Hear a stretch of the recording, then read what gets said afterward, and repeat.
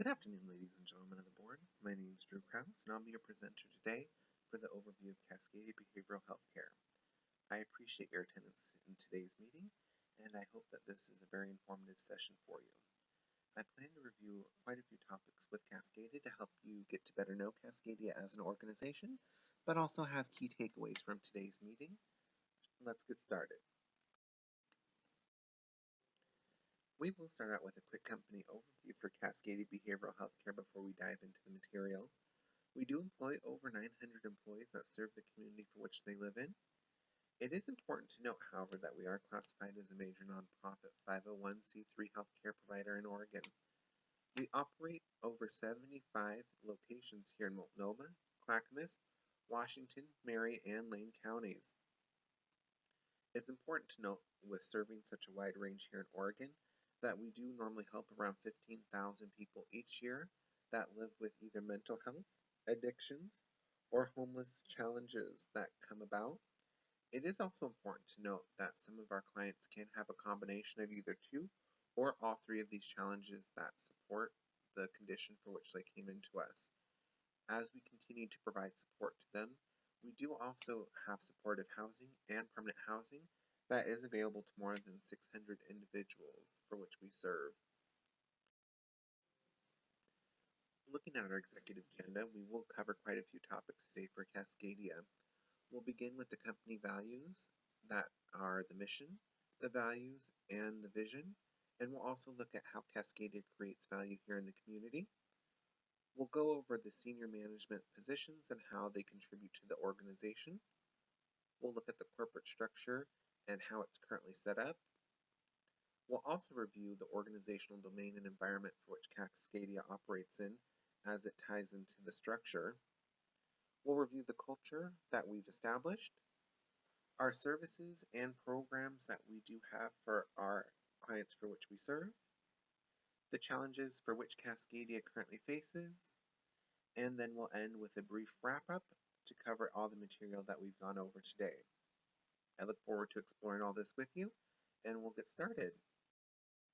Cascadia's values and missions do encompass the culture for which we serve. The mission of Cascadia Behavioral Healthcare is to provide healing homes and hope for those living with mental health and addiction challenges. Our vision helps support our mission, and it's to envision a future where everyone with a mental illness or addiction will recover and have a full life in the community. I think these are very important for the service that we provide to our clients, as we believe in them, and as we believe in them, our values and missions, along with our visions, should support that as well. Our values that guide our work are recovery, determination, respect, innovation, organizational health, knowledge, and accountability. I think it's very important to look at each of these values as pillars that help support our mission and our vision. I won't go into the values in depth, but if you'll have a moment to look over them while we present, I think you'll see that these pillars really do help support our organizational foundation that Cascadia serves. I think each of these are as important as the next, and each a vital pillar to supporting the vision and mission. Without one, it could definitely compromise the mission or the vision, and they're very important to have in place with each other. We will look at the value creation, looking further into the values of our organization. Cascadia's inputs are our human resource elements, which include our clinicians, our nurses and licensed medical professionals, our administrative staff, and our medical supervisors. We do also have a very important input to Cascadia, which is the customers from the community. Again, that could be any individual suffering with mental health, addictions, or homeless service challenges. Another input is the information and knowledge. That could either be from the training that we provide from our staff training and development department, to the education from the schooling for which any of our clinicians or our administrative staff have received. I think it's very important to note that the administrative staff that we input can not only include our billing department, but also accounting, quality management, human resources, payroll, and a lot of other functions that are served here in the administrative building. The Cascadia conversion is our human skills, for one, which could range from therapy, support groups, and prescriptions, as a lot of our clients are reliant on our licensed medical providers for writing their prescriptions, also changing prescriptions and modifying them as needed. It's a very valuable service that is especially not only valuable to our outpatient clients, but also our residential clients who we do service in facility. I think it's very important that our computers or electronic system is very important to our day-to-day operations. We do have an electronic medical record system, which does house our billing systems, our clinical progress and tracking software, and our medical management systems. I think another important thing is to note with our HR systems that serves the employees. The Cascadian outputs are the individuals have overcome addictions, the resources and shelters for our homeless residents, and the support and resources for our individuals with mental illnesses. Again, some clients do come with either both or all three of these challenges, so it's very important to help overcome each step as they come to us, and also very important to help place them into the community for which they feel comfortable, but also for which that they can live full and prosperous lives. Our Cascadian environment can be seen as many other medical or behavioral health care environments. We are governed by the government as we do largely operate with federal funding, so the government medical regulations are very important, but also any regulations stipulated within any contracts we receive or any funding we do receive from the government. Satisfied customers is obviously a very important end result for us to ensure that each of our clients do live those successful lives and are satisfied and content with the lives which they're going to live. This also generates potential customers for us as this is a growing epidemic that will need to be solved in future considerations. Referral sources do come from us from other providers. For example, Providence and Kaiser do help feed into the Cascadia environment, and they do help provide us as referral sources. I think last but not least is the health service competitors in the Portland metro area, like Luke Dorf. These other behavioral health care centers do provide valuable services, and I think it's very important that Cascadia does manage a large competitive advantage over them. Next up, we'll look at our senior management. Daryl Walker is our current reigning president and CEO. Neil Falk is our interim CMO. Beth Epps is our CCO. Brandon Gatke is our CIO. And Janice Jacobs is our CFO. Each of these individuals do play a very important role into the environment and also the operation of Cascadia Behavioral Health Care. As we see, the heart of Cascadia is our people, those we serve, our co-workers, and our community partners. I think it's very important that each of our senior managements do live up to these values and also the mission of Cascadia. I think it's also important to note that together they are focused on efficiency, committed to diversity, and grounded in compassion. I think this speaks a lot to their managerial actions, but also the support they provide to the subordinates below them. Looking through, each of these individuals do play a very important role in Cascadia and the organizational climate for which we operate. Moving forward, our organizational structure can be seen as very simple. We do have an organic structure that is very open and allows flexibility, but also it's very important to note that this organic structure does allow innovation in the organization. We are very decentralized to allow multiple people to come up with ideas, to operate for Cascadia and what works best, or to make those groundbreaking changes for which is needed to support us in our competitive advantages. I think one of the things that very well helps us in not only our communication, but supporting our 360 feedback and really being decentralized or our flat hierarchy. There's not a lot of distance between any frontline representatives or any frontline clinicians and our CEO. We are not a very tall organization, which really does help support not only our culture, but also help support our communication styles for which we believe in. However, with a flat hierarchy, the span of control for management can be seen to have a wide reach. As there are not a lot of layers to our hierarchy, a lot of managers do have a higher subordinate count, and a higher managerial count for which they need more support in.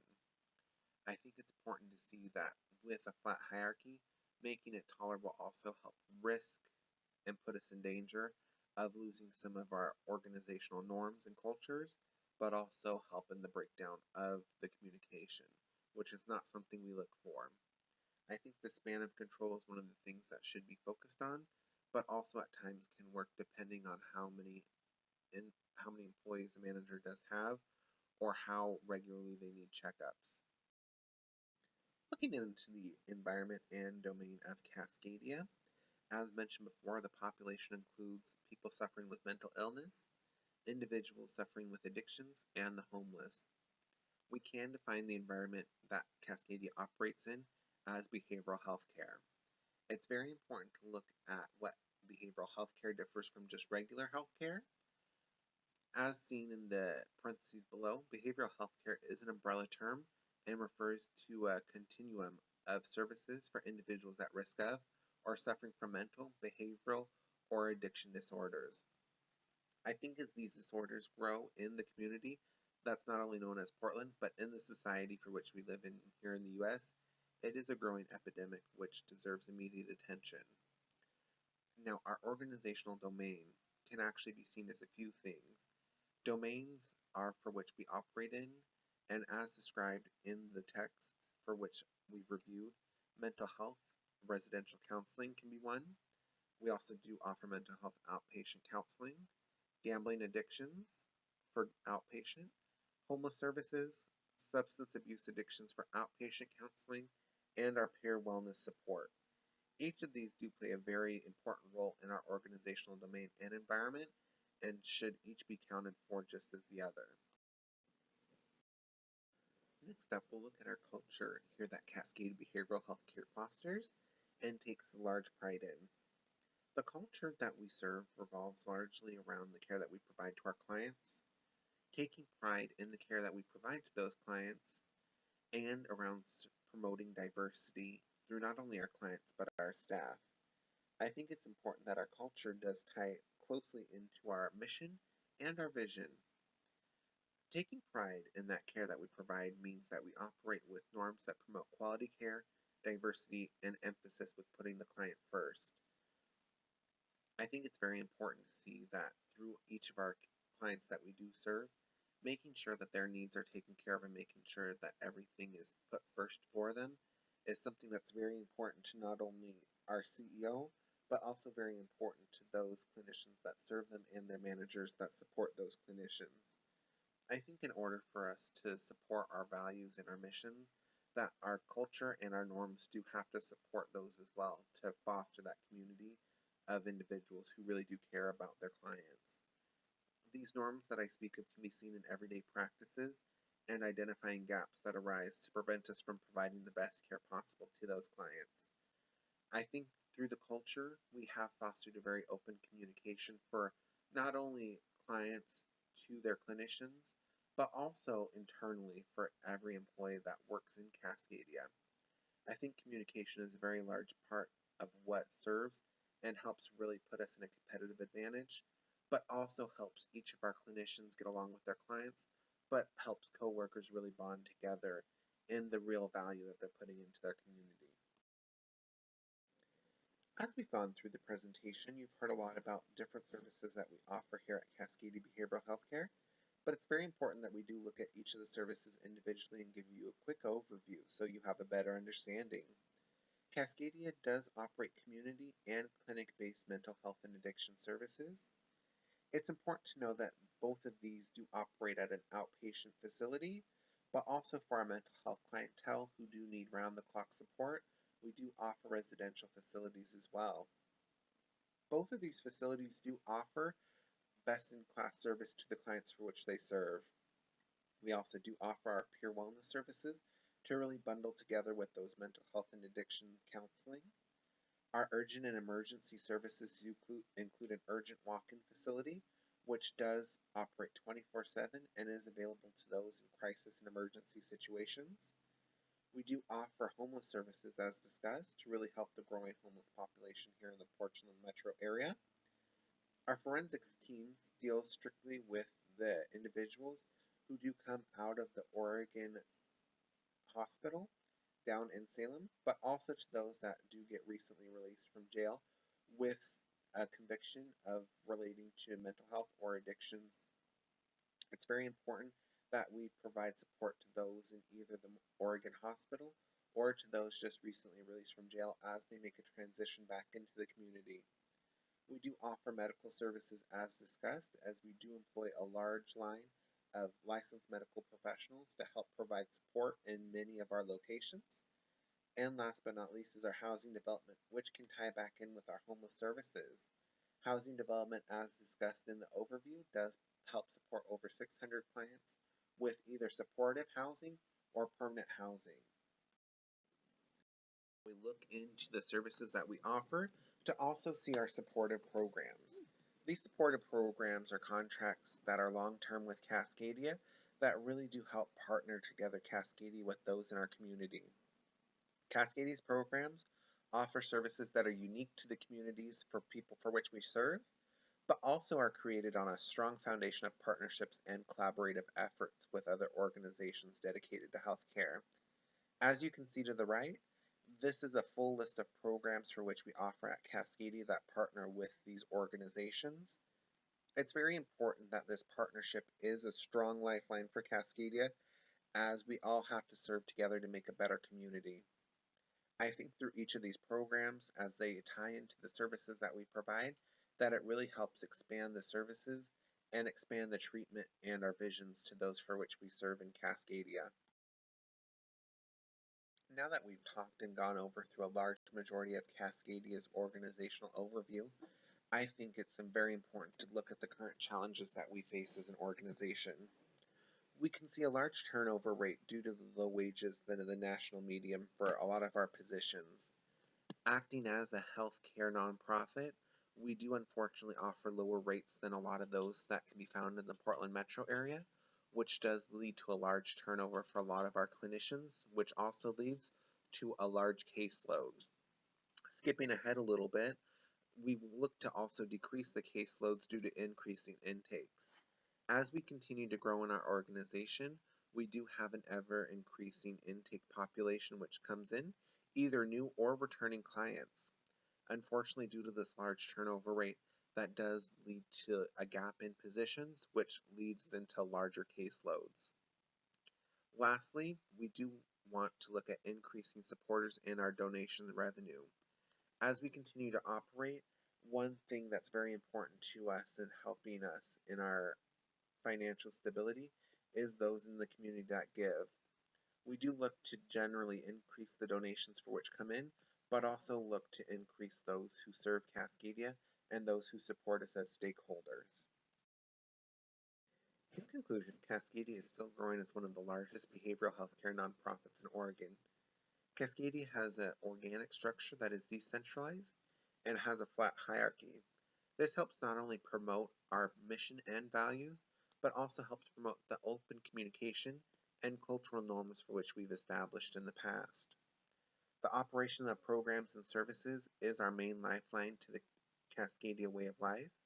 It is very important that we do focus on these programs and services that we've built so far and continue building upon what we have to help support our clientele. We do want to focus on our main challenges, which is our financial abilities and our clinician caseloads along with the turnover. I really appreciate you being able to attend today's meeting. In conclusion, I hope you all have a great rest of your day. Thank you.